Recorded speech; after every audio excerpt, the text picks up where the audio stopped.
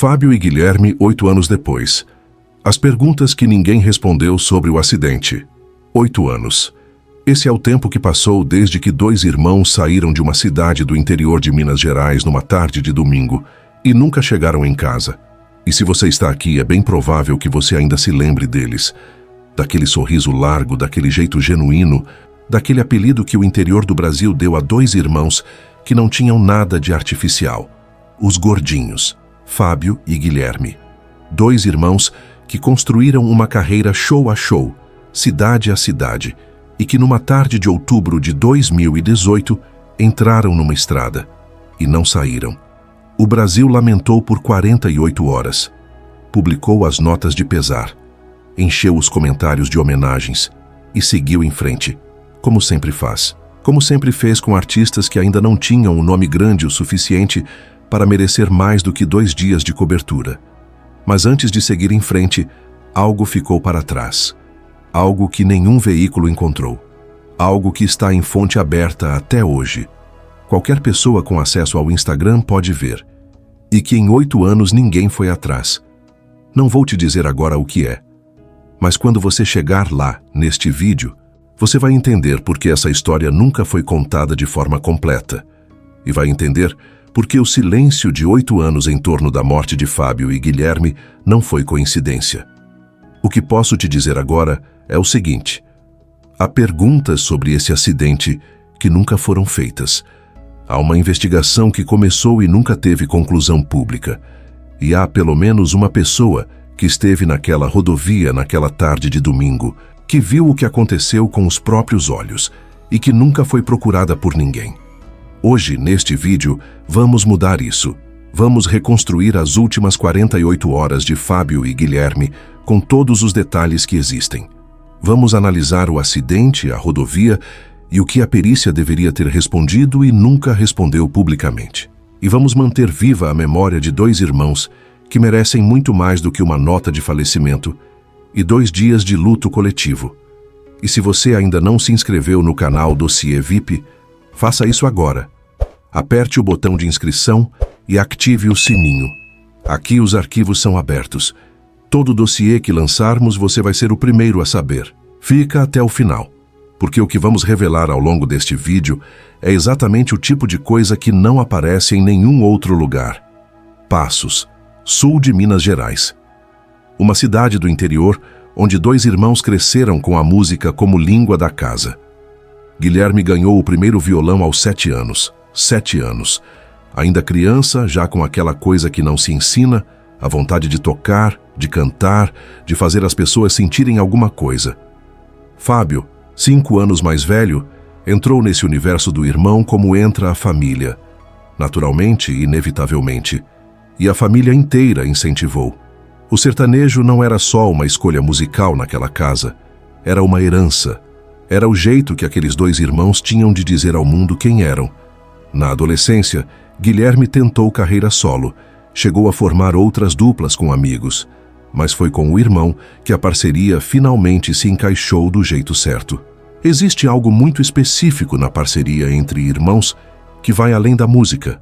É a linguagem compartilhada, é o timing que só quem cresceu junto tem, é a confiança que não precisa ser construída porque já nasceu pronta.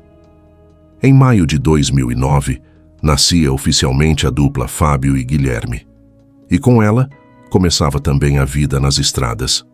Eles se mudaram para Ribeirão Preto com os pais. A cidade grande o suficiente para ter infraestrutura, perto o suficiente do interior onde os shows aconteciam. E foi dessa base que os 2 irmãos construíram uma carreira que é a realidade de 90% das duplas sertanejas do Brasil.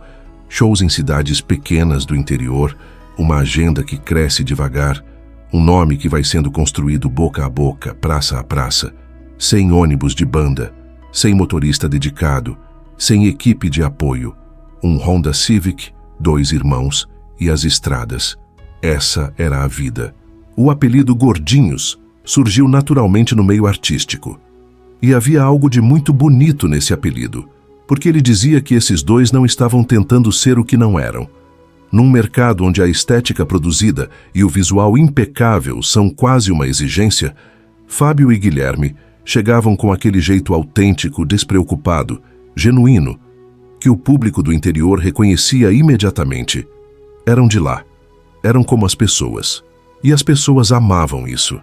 Em novembro de 2016 lançaram Toalhinha, a música que deu maior visibilidade à dupla.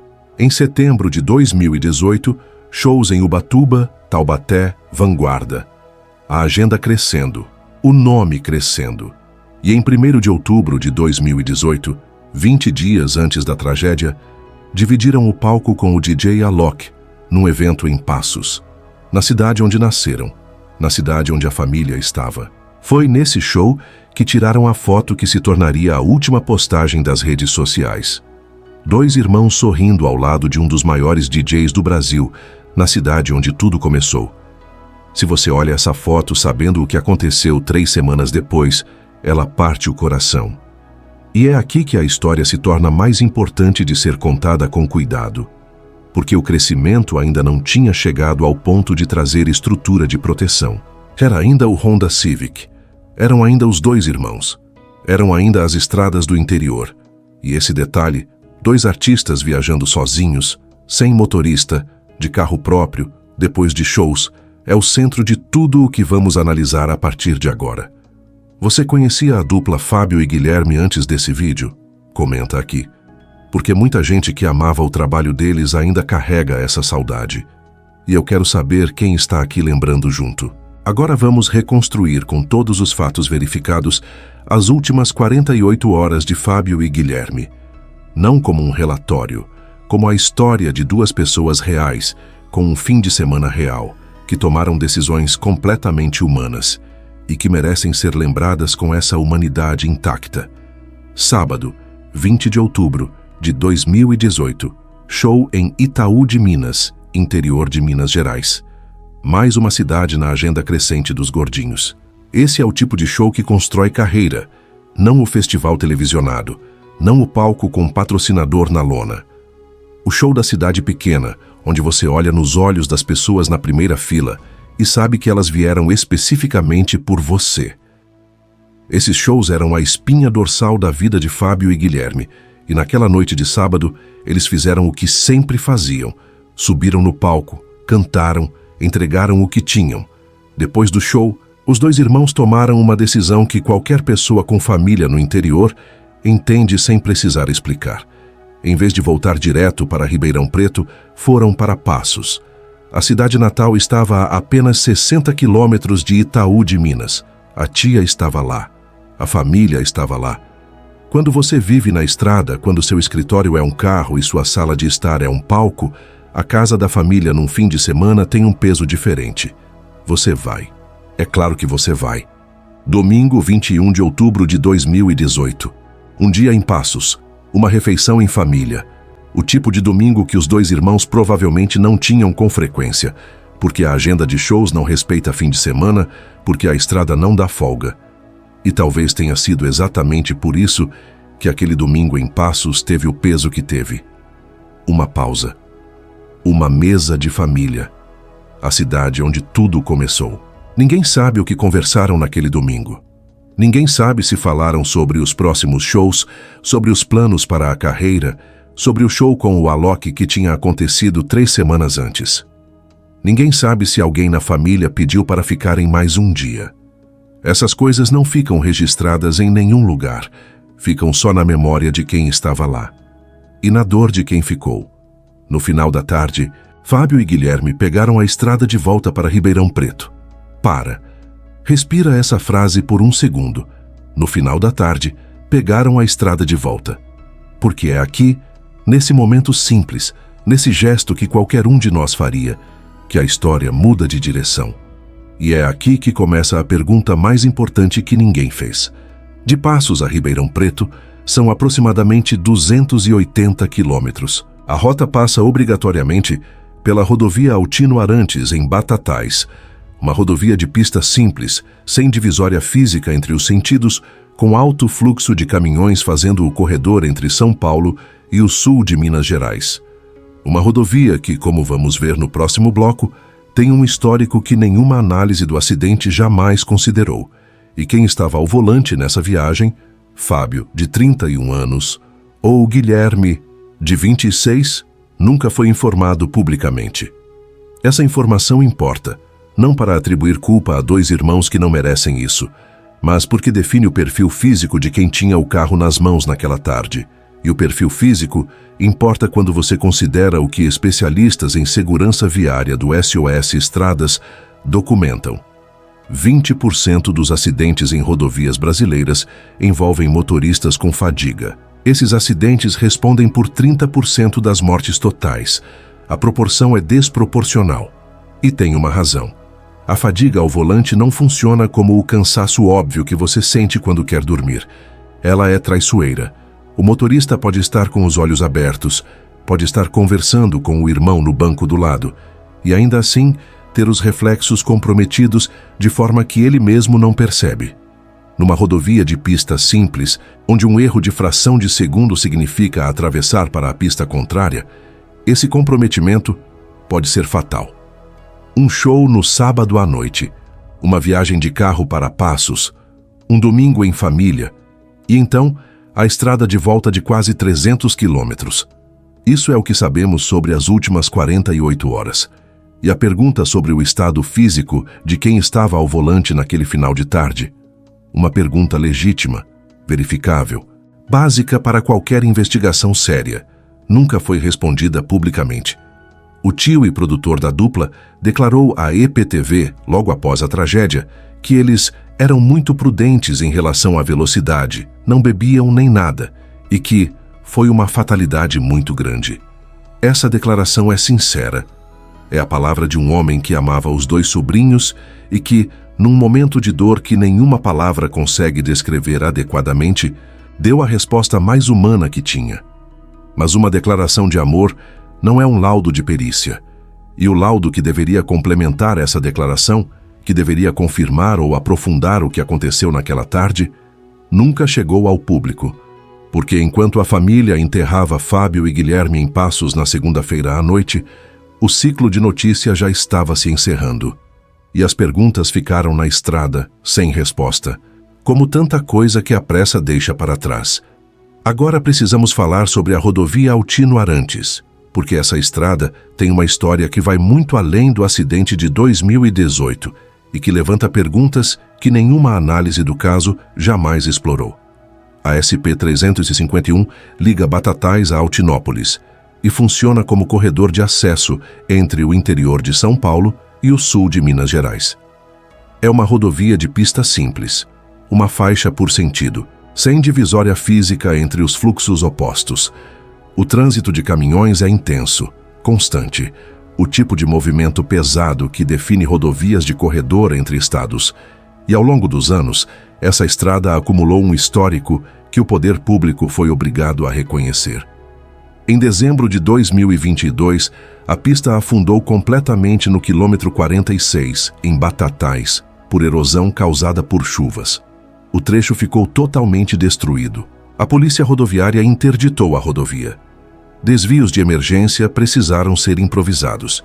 Em janeiro de 2023, o governo do estado de São Paulo iniciou obras emergenciais naquele trecho com investimento de 2,1 milhões de reais. Uma rodovia onde a pista literalmente some. Uma rodovia que em 2018 já carregava os problemas estruturais que anos depois se tornaram impossíveis de ignorar. O acidente aconteceu nessa rodovia. E o que sabemos sobre ele é o seguinte: o Honda Civic de Fábio e Guilherme perdeu o controle da direção, atravessou o canteiro central e colidiu de frente com um caminhão que seguia em direção a Altinópolis. Com o impacto, os dois veículos foram parar no matagal ao lado do acostamento. O carro ficou completamente destruído, prensado embaixo da carreta. Os dois irmãos morreram no local. O caminhoneiro saiu ileso e declarou à polícia rodoviária que seguia normalmente pela pista quando o Honda Civic invadiu o seu sentido. A polícia civil foi acionada. A perícia foi solicitada. Pense por um momento no que significa atravessar o canteiro central de uma rodovia. Não é uma saída de pista lateral. É um movimento que leva o veículo completamente para o outro lado, para o sentido oposto, direto na trajetória de quem vem em frente. Esse movimento pode ter causas diferentes. Uma distração de fração de segundo, uma sonolência momentânea, um problema mecânico repentino, uma condição da pista que causou perda de tração. Cada uma dessas causas tem implicações diferentes e produz evidências físicas diferentes que uma análise técnica séria consegue distinguir. E é exatamente isso que uma perícia deveria determinar. Agora para um segundo e pensa em quem estava dentro daquele Honda Civic. 2 irmãos, Fábio e Guilherme, que tinham passado o domingo em Passos com a família, que tinham saído felizes daquela visita, que estavam a menos de 300 quilômetros de casa. Tão perto. E a estrada que deveria ser o caminho de volta virou outra coisa. Esse é o peso humano por trás de cada pergunta técnica que vamos fazer agora, porque por trás de cada análise há 2 irmãos que merecem uma resposta. As perguntas técnicas que essa narrativa exige são precisas. A primeira: qual foi a causa mecânica ou humana da perda de controle? O laudo de perícia deveria ter avaliado o estado dos pneus, da direção, dos freios do Honda Civic, porque uma falha mecânica repentina e uma falha humana por fadiga produzem evidências físicas diferentes que a análise técnica consegue distinguir. Esse resultado nunca foi divulgado. A segunda: as condições da pista naquele trecho específico foram avaliadas? O canteiro central que o carro atravessou tinha sinalização adequada? Havia alguma irregularidade na pavimentação naquele ponto que pudesse ter contribuído? Numa rodovia com histórico documentado de problemas estruturais, essa pergunta não é especulação, é investigação básica e obrigatória. A terceira: havia qualquer forma de registro, câmera, sensor, relato de outros motoristas que passavam naquele momento, que pudesse complementar o depoimento do caminhoneiro. O tio e produtor da dupla declarou à EPTV, logo após a tragédia, que eles eram muito prudentes em relação à velocidade, não bebiam nem nada, e que foi uma fatalidade muito grande. Essa declaração é sincera. É a palavra de um homem que amava os 2 sobrinhos e que, num momento de dor que nenhuma palavra consegue descrever, deu a resposta mais humana que tinha. Mas uma declaração de amor não é um laudo de perícia, e o laudo que deveria vir depois dessa declaração, que deveria confirmar ou complexificar o que aconteceu naquela tarde, nunca chegou ao público. A família merecia essa resposta. Ainda merece. Se você sente que essa história merecia ter sido investigada com mais profundidade em 2018, deixa o like agora.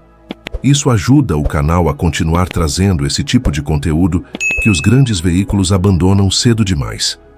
Na sua análise, o que você acha mais provável que causou a perda de controle do Honda Civic naquela tarde? Cansaço acumulado? Um problema na pista? Uma falha mecânica? Comenta aqui com a sua hipótese. Quero saber o que você pensa depois de tudo que vimos até agora. Agora chegamos ao elemento que muda toda a profundidade dessa história. O elemento que prometemos no início deste vídeo. O elemento que está em fonte aberta há 8 anos. E que ninguém foi atrás.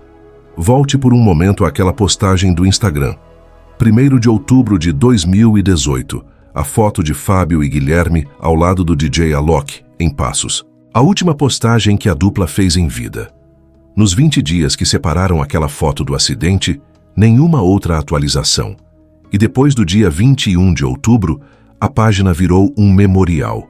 250 comentários, a maioria de fãs que foram até ali para deixar uma palavra, para não deixar aquele silêncio digital ser o único legado. Entre esses comentários, há um que é diferente de todos os outros. Uma pessoa identificada como Jéssica Rael Gabriel escreveu: "Que Deus conforte os familiares. Foi muito triste, realmente uma fatalidade. Presenciei o acidente, uma tristeza." Leia essa frase com atenção. Não é um fã expressando pesar à distância. Não é alguém que leu a notícia e foi até a página para deixar uma homenagem. É uma pessoa que estava ali, na rodovia Altino Arantes, naquela tarde de domingo, que viu o que aconteceu com seus próprios olhos, que foi até a página da dupla no Instagram, o que significa que provavelmente conhecia a música deles, provavelmente era fã, e deixou esse registro. Quase como uma necessidade de dizer: "Eu estava lá, eu vi, e foi horrível. Pensa no peso humano disso. Essa pessoa presenciou o acidente que matou 2 jovens irmãos numa rodovia de interior num domingo à tarde e foi até o Instagram deles para deixar aquela frase, misturada com os outros comentários, sem que ninguém, em 8 anos, percebesse o que aquela frase significava investigativamente. As perguntas que esse comentário levanta são concretas e têm valor investigativo real. O carro perdeu o controle de repente sem qualquer sinal anterior ou havia uma deriva gradual? Porque a diferença entre esses 2 cenários é enorme. Uma perda de controle súbita aponta para a falha mecânica. Um pneu que estoura, uma falha na direção, algo que acontece em fração de segundo sem que o motorista possa reagir. Uma deriva gradual, o carro que vai lentamente saindo da faixa, cruzando o canteiro. É o padrão clássico de alguém que cochilou ao volante. Uma testemunha ocular é a única fonte que pode fornecer essa informação com precisão. Nenhuma análise técnica posterior consegue reconstituir com certeza se o movimento foi súbito ou gradual. Essa pessoa poderia ter essa resposta. E ninguém perguntou. Essa testemunha foi identificada e ouvida pela Polícia Civil durante a investigação. Não há qualquer registro público de que isso tenha acontecido. O comentário dela está ali até hoje. Qualquer pessoa pode ler. E em 8 anos, nenhum veículo, nenhum canal, nenhuma pessoa voltou a esse comentário e fez a pergunta óbvia. O que você viu? Isso é o que acontece quando a mídia decide, sem dizer em voz alta, que uma história já foi longe o suficiente. A testemunha fica num comentário do Instagram. As perguntas ficam na estrada. E a família fica sem resposta. Para sempre, se ninguém fizer diferente. Em setembro de 1997, Daniel aconselhou o parceiro João Paulo a passar a noite num hotel em São Paulo depois de um show. João Paulo insistiu em viajar. Queria chegar em casa. Pegou a rodovia dos Bandeirantes de madrugada ao volante do seu BMW. O carro capotou e pegou fogo. João Paulo morreu carbonizado, com 34 anos preso às ferragens. 21 anos depois, em 2018, Fábio e Guilherme saíram de Passos numa tarde de domingo para chegar em casa em Ribeirão Preto. Não chegaram. A distância entre essas 2 histórias é de 2 décadas. O padrão é o mesmo. Isso não é coincidência. É o retrato de um problema que a indústria sertaneja conhece há décadas e que nunca enfrentou de frente. Músicos que vivem na noite, que gastam energia no palco, que pegam estrada logo depois das apresentações, que atravessam centenas de quilômetros em rodovias de interior com infraestrutura precária. Especialistas do SOS Estradas documentam que 20% dos acidentes em rodovias brasileiras envolvem fadiga e que esses acidentes respondem por 30% das mortes totais. A proporção é desproporcional e tem uma razão. Quem cochila ao volante não reduz a velocidade antes da colisão. O impacto é sempre em velocidade plena. Em junho de 2015, Cristiano Araújo morreu com 29 anos numa rodovia de Goiás, voltando de uma apresentação no auge absoluto da carreira. Em maio de 2022, o ônibus da dupla Conrado e Alexandro capotou numa rodovia de São Paulo voltando de um show. Alexandro morreu na hora. Conrado ficou 40 dias na UTI. Em cada um desses casos, a pergunta sobre protocolos de segurança para músicos em viagem surgiu brevemente nos dias imediatamente após a tragédia e desapareceu sem resposta. Mas há uma diferença fundamental entre esses casos e o de Fábio e Guilherme. Cristiano Araújo tinha um nome grande o suficiente para que a pergunta sobre segurança nas estradas ficasse no ar por pelo menos alguns dias. Conrado e Alexandro tinham um nome grande o suficiente para que a imprensa acompanhasse a recuperação de Conrado na UTI por semanas. Fábio e Guilherme não tinham esse tamanho ainda. E por isso, a pergunta sobre o que os colocou naquela situação, 2 artistas num Honda Civic sem motorista, numa rodovia de pista simples, depois de um fim de semana de trabalho, nunca foi feita publicamente. Porque o tamanho do nome define, de forma silenciosa e brutal, o tamanho da investigação. E o tamanho da saudade que o sistema decide que merece ser levada a sério. Se esse vídeo está te fazendo ver esse caso de um jeito diferente, compartilha com alguém que curte sertanejo ou que se lembra dos gordinhos. Cada compartilhamento é uma forma de dizer que essa história importa, que eles importam. Segunda-feira, 22 de outubro de 2018. Passos, Minas Gerais. A cidade onde Fábio e Guilherme nasceram, onde cresceram, onde aprenderam a tocar, onde tinham subido num palco ao lado do DJ Alok apenas 21 dias antes, foi onde foram enterrados às 20 horas daquela noite na funerária São Vicente. A cidade que viu os dois irmãos crescerem se despediu deles juntos, como sempre tinham sido, como sempre vão ser na memória de quem os conheceu, os pais que moravam com eles em Ribeirão Preto, a tia em cuja casa tinham passado o último domingo, os amigos, os músicos do interior que tinham dividido o palco com eles, os fãs que tinham estado nos shows e que agora estavam ali, de luto, sem conseguir entender como uma tarde de estrada pode apagar 10 anos de sonho em segundos. Nas redes sociais, aquela última postagem continuava recebendo comentários. Sempre falei que eu era a fã número 1 de vocês. Amava e vou continuar amando a dupla. Que dor é essa, meu Deus? Saudades eternas, escreveu uma fã. A página com 6.000 curtidas no Facebook e 3.500 seguidores no Instagram virou um memorial silencioso, atualizado não pela dupla, mas pelos fãs que não conseguiam largar. Porque é isso que o amor por um artista genuíno faz. Ele não termina com a notícia do acidente. Ele fica. Ele volta. Ele aparece em vídeos como este, 8 anos depois, com pessoas que ainda querem saber, ainda querem entender, ainda querem lembrar. A assessoria da dupla nunca se manifestou publicamente sobre as circunstâncias do acidente. A investigação da Polícia Civil de Batatais foi aberta, o laudo da perícia foi solicitado. E depois disso, o silêncio. Nenhuma conclusão oficial chegou ao público. Nenhum veículo voltou ao caso para cobrar o resultado. As perguntas que existiam no dia 22 de outubro de 2018 existem até hoje, na mesma forma, sem resposta. E a família de Fábio e Guilherme ficou com a dor, com a saudade e sem a explicação que toda perda merece ter. Este vídeo prometeu, desde o primeiro segundo, fazer as perguntas que 8 anos não foram suficientes para responder. Chegou a hora. 5 perguntas.